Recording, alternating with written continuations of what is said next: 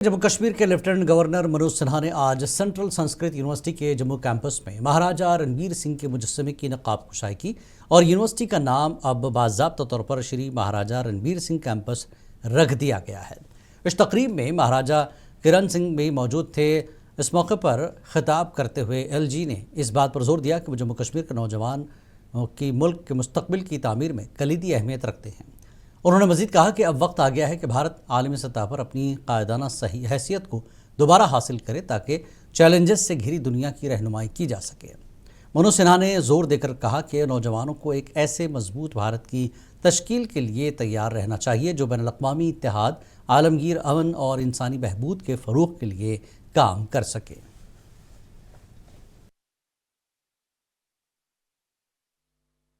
इतिहास गवाह है कि भारत अपनी दूरदर्शिता, वैज्ञानिक ताकत और जिस नॉलेज इकानमी की आज बात हो रही है, बहुत पहले उस नॉलेज इकानमी के उत्कर्ष के शिखर पर भारत था। यही पहला पिलर है और इसलिए युवाओं को, विद्यार्थियों को शाश्वत मूल्यों से कैसे जोड़ा जा सके और आधुनिक साधनों से उन्हें कैसे सशक्त बनाया जा सके। ये सच्चाई है कि जिस वृक्ष की जड़ें नहीं होती वह आंधी का सामना कर ही नहीं सकता। आज जम्मू कश्मीर और भारत का युवा अत्यंत सक्षम है, परंतु क्षमता के साथ चरित्र भी बड़ा अनिवार्य है और इसलिए आवश्यक है कि हमारी नई पीढ़ी को उन शाश्वत मानवीय मूल्यों, दयालुता, विनम्रता, सत्यनिष्ठा, करुणा और मनुष्य से मनुष्य के बीच वास्तविक संबंध स्थापित करने की क्षमता। वज़ीर आला उमर अब्दुल्ला ने आज श्रीनगर के सिविल सेक्रेटेरिएट में एक आला सतही इजलास की सदारत की, जिसमें ईद और नवरात्रि के पेश नज़र अशिया ज़रूरिया और पेट्रोलियम मसनूआत के स्टॉक का तफसीली जायज़ा लिया गया। मगरबी एशिया की मौजूदा जंगी सूरत हाल को मद्देनज़र रखते हुए मुनक़्क़दा इजलास में काबीना वज़रा, मुशीर, वज़ीर आला नासिर असलम वानी और आला हुक्काम ने शिरकत की। इस मौके पर वज़ीर आला ने हिदायत दी कि इंतज़ामिया हर सतह पर चौकन्ना रहे ताकि किसी भी ज़िले में अशिया की मसनूई क़िल्लत, ज़ख़ीराअंदोज़ी या ब्लैक मार्केटिंग की गुंजाइश न रहे। उन्होंने जोर देकर कहा कि ईद और नवरात्रि के दौरान आवाम को किसी भी किस्म की दुश्वारी का सामना नहीं होना चाहिए।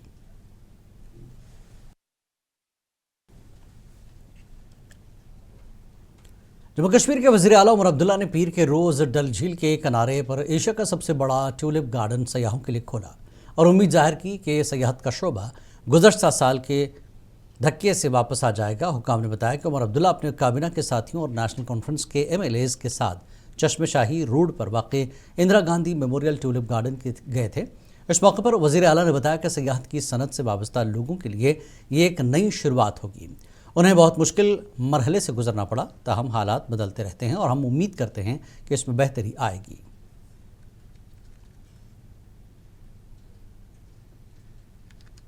ये जम्मू कश्मीर के लिए, हमारे टूरिज़्म इंडस्ट्री से ताल्लुक़ रखने वाले तमाम लोगों के लिए एक नई बहार होगी। उनको एक बड़े मुश्किल दौर से गुजरना पड़ा है, लेकिन जैसे मौसम बदलता है उसी तरह हालात भी बदलते हैं। हालात में एक बेहतरी आए, लोग जम्मू कश्मीर की खूबसूरती का फ़ायदा ले सकें, यही हमारी उम्मीद है। और टूरिस्टों का बाग में आना ये तो अभी से ही शुरू होगा और जब तक फूल रहेंगे तब तक मैं उम्मीद करता हूं कि ये बाग जो है लोकल विजिटर्स और टूरिस्टों से जो है खचाखच भरा होगा। इस दौरान Indira Gandhi memorial tulip garden के इफ्तिताह के फ़ौरन बाद ही सयाहों और मकामी बाशिंदों का इस बाग में ज़बरदस्त रश देखने में आया। बाग के दिलकश मनाजिर और रंग बिरंगे खिले हुए फूलों ने हर तरफ बहार का मौसम समा बांध दिया है, जहां सयाह अपने मोबाइल फ़ोन्स में इन खूबसूरत लम्हात को कैद करते नजर आ रहे थे। मुंसिफ टीवी से बात करते हुए सयाहों ने ट्यूलिप के इन हसीन मनाजिर पर अपनी बेपनाह खुशी और मसरत का इजहार किया।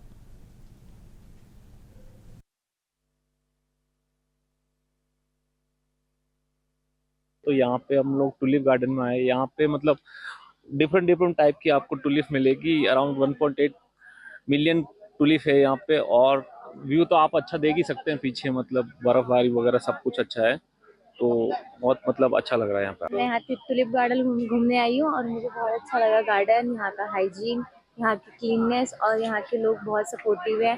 टूरिस्ट के साथ बहुत अच्छा बिहेव करते हैं, ऐसा बिल्कुल भी नहीं लगेगा आपको कि आप कहीं बाहर आए हो। बहुत अच्छा मेहमानों की तरह बिहेव किया जाता है, बहुत अच्छा लगा मुझे और बहुत ही ब्यूटीफुल है। लाइफ में मैंने पहली बार ऐसा गार्डन एक्सपीरियंस किया है। बहुत नायब वज़ीर आला सुरेंद्र कुमार चौधरी ने मीडिया से बात करते हुए कहा कि मेरी सिक्योरिटी से मुतल्लिक़ सवाल आपको ओहदेदारों से पूछना चाहिए, क्योंकि ये मेरा मसला नहीं है। डिप्टी चीफ मिनिस्टर ने कहा कि अवाम ने मुझे मेरी सिक्योरिटी का बंदोबस्त करने के लिए नहीं भेजा है। मैंने वाज़ेह तौर पर कहा कि अगर मेरी सिक्योरिटी बढ़ाने की ज़रूरत है तो इस पर महकमे को फ़ैसला लेना चाहिए, जबकि सिक्योरिटी की ज़रूरत नहीं है तो इसे हटा दिया जाए। ये आप उनको सवाल पूछिए सिक्योरिटी वालों को। मुझे नहीं लगता, मुझे मेरा मुद्दा है, मुझे लोगों ने जिता के भेजा है कामों के लिए, मुझे इसलिए नहीं भेजा है कि मैं अपनी सिक्योरिटी के बंदोबस्त में लग जाऊं। अगर मैंने साफ कहा कि अगर मेरी सिक्योरिटी की बढ़ाने की ज़रूरत है तो डिपार्टमेंट को देखना चाहिए, नहीं ज़रूरत तो अगर समझते हैं कि नहीं ज़रूरत तो सारी हटा लें, हमें उसमें भी नहीं है। बाकी है कि जिसकी हिफाजत मेरा रब करे, मेरा खुदा करे, उसका कोई क्या बिगाड़ सकता। जम्मू कश्मीर वक्फ बोर्ड की चेयरपर्सन दरख्शां अंद्राबी ने श्रीनगर में वादी कश्मीर में आइंदा ईद उल फितर और लैलतुल क़द्र के इंतजामात का जायज़ा लेने के लिए आला सतही इजलास की सदारत की।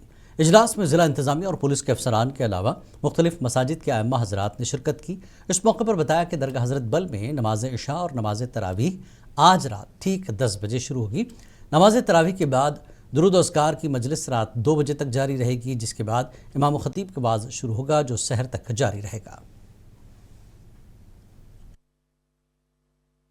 इसीलिए आज सिक्योरिटी के साथ ट्रांसपोर्ट और तमाम ACRs जो बाकी जगहों से भी आए थे, उनके साथ मुलाकात यहाँ पे हुई। तफसील से मीटिंग के पॉइंट्स डिस्कस किए गए ताकि लोगों को किसी किस्म की तकलीफ ना हो, ना आज शब कदर में और आने वाले दिनों में जो हमारा ईद का प्रोग्राम होगा। या तो अगर ईद जुमा को आई उस दिन हमारी डबल देखिए, पहले ईद नमाज होगी, फिर जुमा के प्रेयर्स होंगे। अगर सैटरडे को आती है तब भी जुमा का हमारा फेस्टिवल जो है उस दिन का नमाज का है।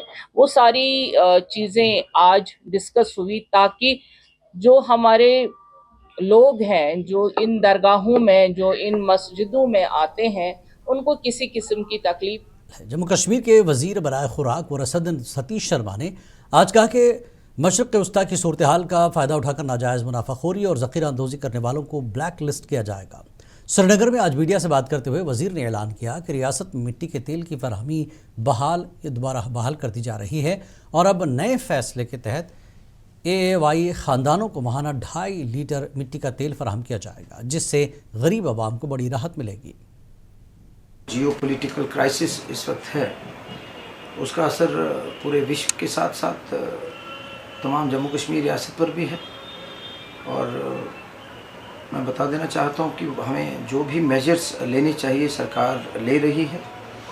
और सबसे पहले तो मैं आगाह करूँगा उन लोगों को जो ऐसी क्राइसिस का फ़ायदा उठाते हैं, चाहे वो ब्लैक मार्केटिंग करते हैं, चाहे वो होर्डिंग करते हैं, या आर्टिफिशियल स्कैसिटी जो है ऑल एसेंशियल कमोडिटीज़ की वो तैयार करते हैं। और उनको मैं वार्न करता हूं कि ऐसा आदमी जो भी पाया गया, चाहे वो LPG डिस्ट्रीब्यूटर है, चाहे वो पेट्रोल पंप ओनर है, चाहे एसेंशियल कम्युनिटीज़ के स्टोर्स हैं, उसको ब्लैक लिस्ट कर दिया जाए। अपोजिशन जमातों ने हुकूमत पर पंचायत और ULB इंतखाबात कराने में ताख़िर का इल्ज़ाम आयद किया। दोनों जमातों के तर्जुमानों ने मुनसिफ TV से बात करते हुए कहा कि इंतखाबात न होने की वजह से देहात में तरक्याती कामों की रफ्तार सुस्त पड़ गई है। दूसरी जानब नेशनल कॉन्फ्रेंस के अरकान असम्बली और सीनियर रहनुमा सलमान अली सागर ने इन इल्ज़ामात को मुस्तरद करते हुए कहा कि इलेक्शन कमीशन के सरबराह की तकर्री हो गई है और इस साल के आखिर तक इंतखाबात होने की उम्मीद है। तो ये जो टायर्स ऑफ डेमोक्रेसी है, इसको फिल करने की ज़रूरत है। होना तो ये चाहिए था कि अपने ड्यू डेट पर हर कोई इलेक्शन जो है वो मुंतखब होना चाहिए, लेकिन ये समझ में नहीं आ रहा है कि इतना डिले क्यों हो रहा है। कॉरपोरेशन ऐसे ही पड़ा है, पंचायती राज का सारा इंस्टीट्यूशन विदाउट रिप्रेजेंटेटिव्स पड़ा है। This is very bad. तो हम तो उम्मीद करते हैं कि ये तो वैसे टाइम पर होना चाहिए था। ऑल इंडिया कांग्रेस कमेटी के जनरल सेक्रेटरी मगरबी बंगाल के इंचार्ज गुलाम अहमद मीर ने पीर के रोज़ इलेक्शन कमीशन ऑफ इंडिया की जानब से इंतखाबात की तारीखों के ऐलान के वक्त पर सवाल उठाते हुए इसकी खुद मुख्तारी के हवाले से तशवीश का इजहार किया। मीडिया से बात करते हुए मीर ने इल्ज़ाम लगाया कि इलेक्शन कमीशन की जानब से इंतखाबी शेड्यूल का ऐलान अक्सर वज़ीर-ए-आज़म नरेंद्र मोदी के मुख्तलिफ रियासतों के दौरों के बाद सामने आता है, जिससे ये सवाल पैदा होता है कि आया इंतखाबात की तारीखों का तयन सियासी हालात को मद्देनज़र रखकर किया जा रहा है। उन्होंने मिसाल देते हुए कहा कि वज़ीर-ए-आज़म मोदी के तमिलनाडु दौरे के फ़ौरन बाद इलेक्शन कमीशन ने इंतखाबी नोटिफिकेशन जारी किया, जो उनके बकौल इस बात पर तशवीश पैदा करता है कि कहीं इंतखाबी शेड्यूल सियासी असर और रसूख के तहत तो तय नहीं किया जा रहा। नहीं, देखो, उनने सही कहा है, क्योंकि पहले प्रधानमंत्री ने अपना शेड्यूल बनाया कि मैं पहले तमिलनाडु जाऊं, केरला जाऊं, उसके बाद आसाम जाऊं और बंगाल वो 14 तारीख को था, 15 तारीख को इलेक्शन अनाउंस करवा दिया। मतलब अपने जो उनकी अपनी तैयारी थी, जबकि इस चीज का कैलेंडर बना हुआ होता है। उस कैलेंडर के मुताबिक अगर चले होते तो ये चीज पहले भी हो सकता था, लोगों को सफिशिएंट टाइम मिलता प्रिपरेशंस के लिए, कैंडिडेट्स को अपनी कैंपेनिंग के लिए। अब इतना शॉर्ट स्पैन में इन्होंने चुनाव का जो शेड्यूल दिया है, कल अनाउंस किया 9 तारीख को 2 स्टेटों में चुनाव है, तो मात्र आपको 21 दिन मिले हैं। तो 21 दिन में जो उनकी अपनी ख्वाहिश रही होगी उसके मुताबिक किया, मगर दूसरे पार्टी